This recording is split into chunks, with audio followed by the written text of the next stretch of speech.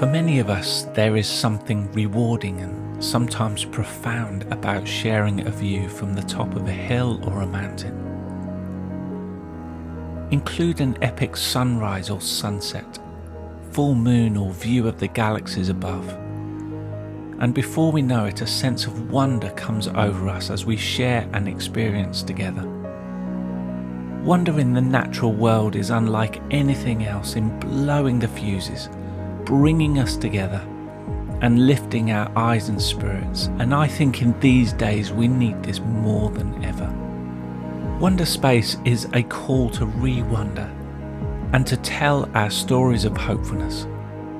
Author Margaret Wheatley brilliantly talks about nature being both a call and an answer.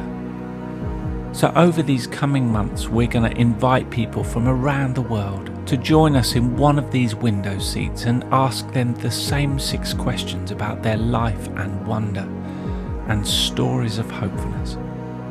We've also set up ourwonder.space, where everyone can post and connect and share their own wonders and stories of hopefulness.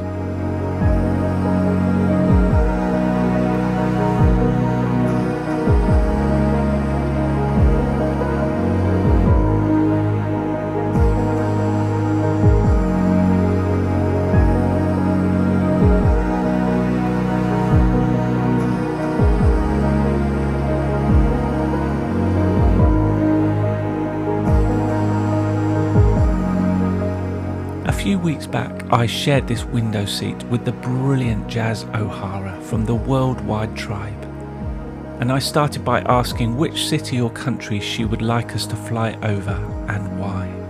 The rest of the questions are reflected in the words that will appear on the bottom of the screen.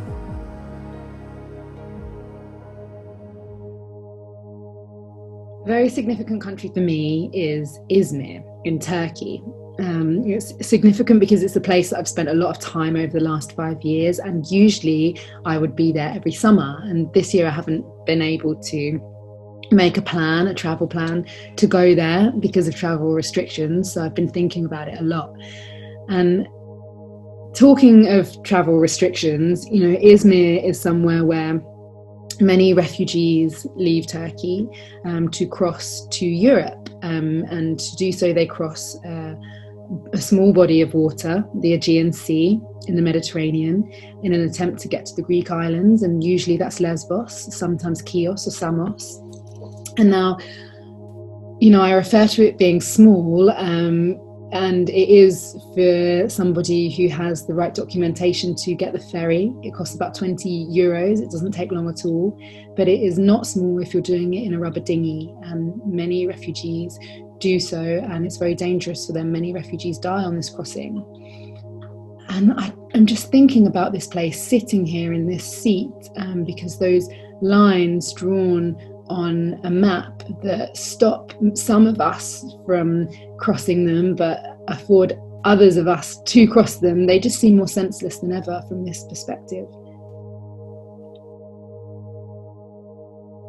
My time on this earth has been an absolutely beautiful whirlwind of opportunity and freedom and choice, and I recognise the privilege in that, the fact that I've had the opportunity to travel and meet incredible people and go to incredible places. So 5 years ago, I set up an organisation called the Worldwide Tribe, and that began after I visited the Calais jungle, a refugee camp in northern France, and I met some incredible people there, and I shared their stories on social media, and that was the beginning of this online community wanting to support refugees in various ways and varying capacities. So we started to get together in supporting them with basic needs like tents and sleeping bags, and over the last 5 years our projects have changed and our reach has grown, and we've told the stories and amplified the voices of the people that live in these camps in many different ways, be that through film or photography or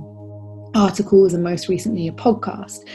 And I have, as I say, been very grateful for the opportunity to come across during my time on this earth some very, very incredible people with ultimate feats of endurance and resilience.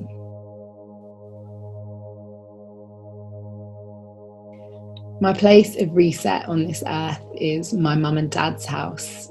They live in a village in Kent. And when I walk through that door, I just have this feeling every time of comfort and nostalgia and safety, I guess. And I would say that whoever you are walking through that door, you can be sure to be welcomed with a hot drink and something that my mum's baked that day. And, you know, for me, it's a place where I can truly express myself and share what I'm experiencing in life at that time without judgment and with real love of the people that know me the most. I have a big family. I'm the oldest of 8. 4 of those are foster brothers, the youngest 4. And they're all refugees. They're from Eritrea, Afghanistan, Sudan, and Libya. So it's a house full, it always has been. And for me, that family unit has always been a real pillar of strength and a grounding influence for me. In terms of wonder, it's definitely my 4 youngest brothers that I mentioned before that provide me with the ultimate endless wonder as they navigate their way through this new life in England. They do so with such strength in the face of adversity that they've previously experienced, and they're definitely 4 heroes to me.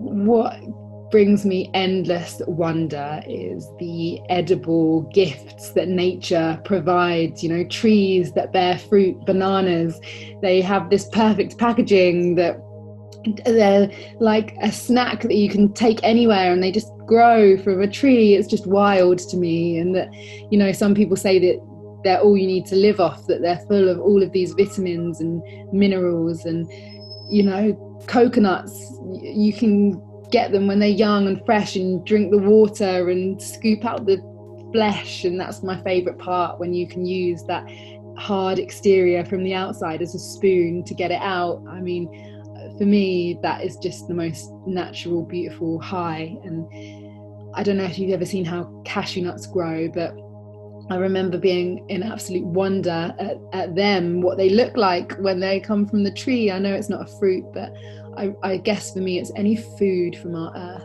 living food, that gets me really excited and makes me feel amazing when I eat it as well. And I'm on a journey myself to explore the diversity of nourishment that the earth provides, that medicine for our bodies. That's a desire that I have, to be more connected to that.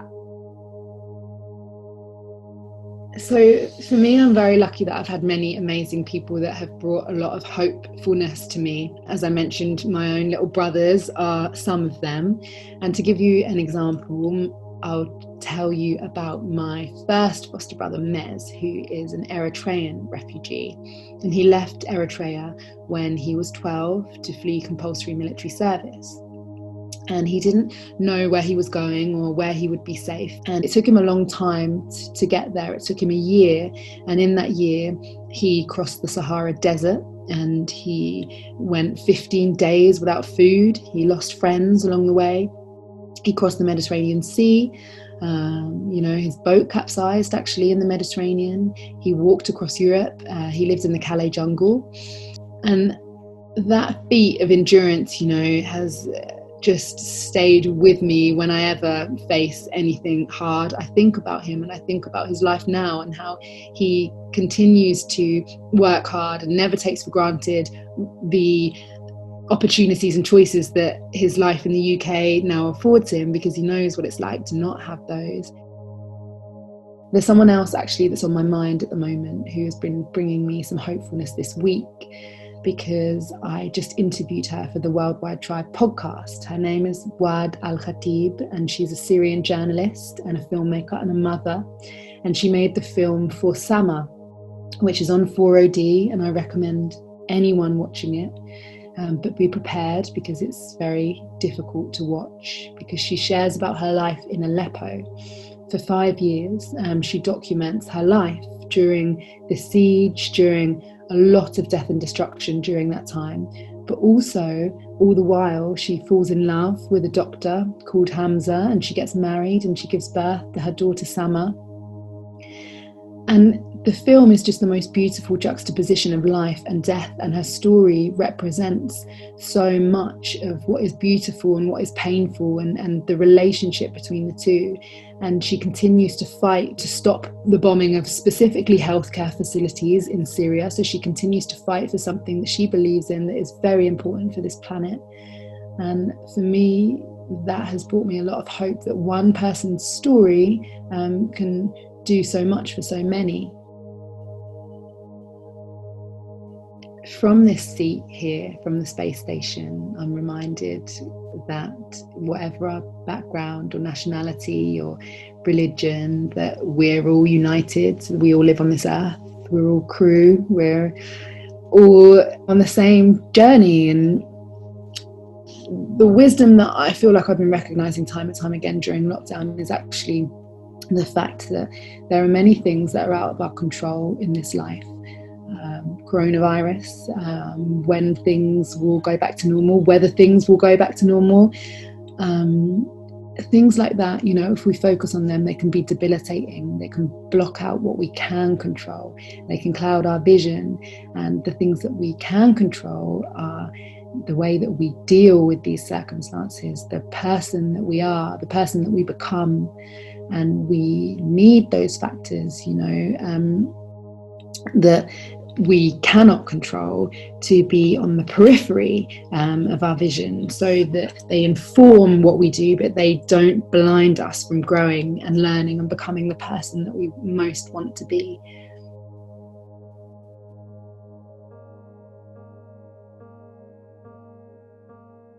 You can read more about the work of Jaz and listen to her compelling podcasts at theworldwidetribe.com.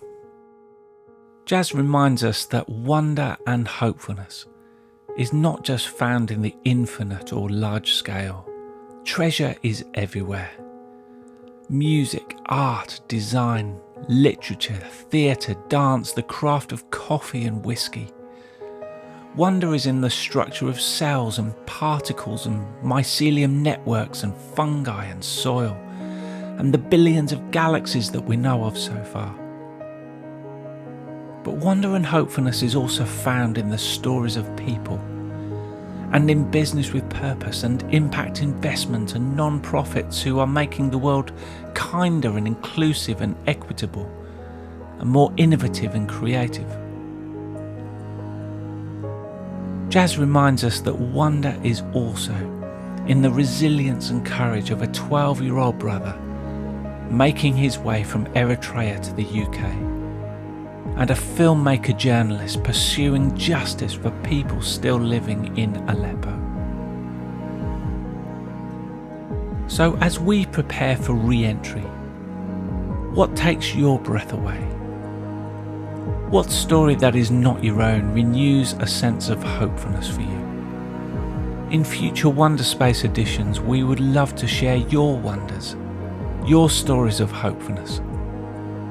So please join us online, where you can post and share and connect with other people from around the earth.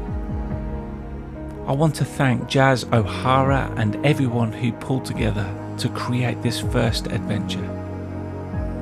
And I look forward to sharing this view with you again next week here at Wonderspace. In the meantime, I leave you with this quote.